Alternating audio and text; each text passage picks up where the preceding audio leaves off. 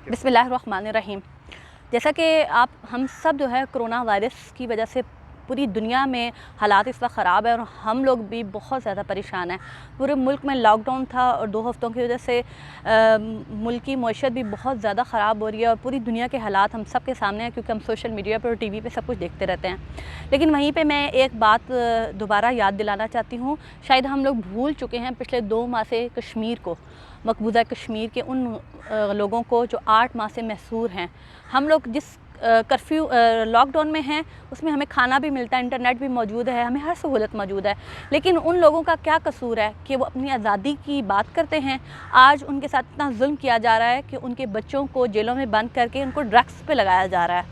दूसरी तरफ अगर आप देखें तो उनके जो डोमिसाइल हैं उनको चेंज किया जा रहा है, बल्कि वहाँ पे जो 10 साल तक कोई भी हिंदू जो है वो नौकरी करेगा उसको और उसके बच्चों को भी वहाँ का डोमिसाइल दिया जाएगा।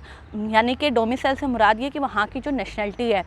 ये सब कुछ करने का मकसद क्या है कि वहाँ पे हिंदुओं को ला के बसाया जाए। जैसा कि मैं कई मरतबा कह चुकी हूँ कि वहाँ पे 68% जो है वो मुसलमान हैं, 30% जो है वो वहाँ पे हिंदू हैं और 2% वहाँ पे बुद्धिस्ट हैं।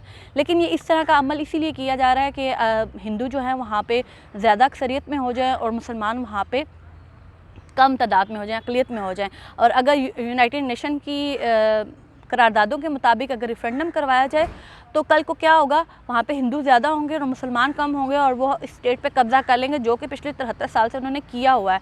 लेकिन खुदा के लिए बहैसियत एक इंसान मुझे तकलीफ़ होती है कि वहाँ पे इतना जुल्म हो रहा है और पूरी आलमी दुनिया जो है वो खामोश है। हम सबको ये नज़र आ रहा है कि फ़लाँ मुल्क में कोरोना वायरस इतने लोग मर गए हैं, फ़लाँ मुल्क में इतने मर गए हैं, लेकिन क्या किसी को नज़र नहीं आ रहा कि मकबूजा कश्मीर में कितना जुल्म किया जा रहा है, वहाँ पे क्या हालात हैं। हम सब बेखबर हैं। पिछले 2 माह से किसी भी टीवी न्यूज़ चैनल पे देख लें, कोई भी वज़ीर है, कोई भी हुकूमती नुमाइंदा है, वो कश्मीरियों के लिए बात ही नहीं कर रहा।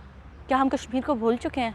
मैं आप लोगों से अपील करना चाहती हूँ कि सोशल मीडिया और मीडिया प्लीज़ कश्मीरियों के इशू को दोबारा हाईलाइट करें। और प्राइम मिनिस्टर इमरान खान साहब, आपने वादा किया था कि आप कश्मीरियों के सफ़ीर हैं। खुदा के लिए आप कश्मीरियों की आवाज़ दोबारा बनें। आपकी आवाज़ पूरी दुनिया सुनती है। मेरी आपसे गुजारिश है कि आप कश्मीरियों की आवाज़ दोबारा बनें और कश्मीरियों को आज़ादी दिलवाएं। शुक्रिया।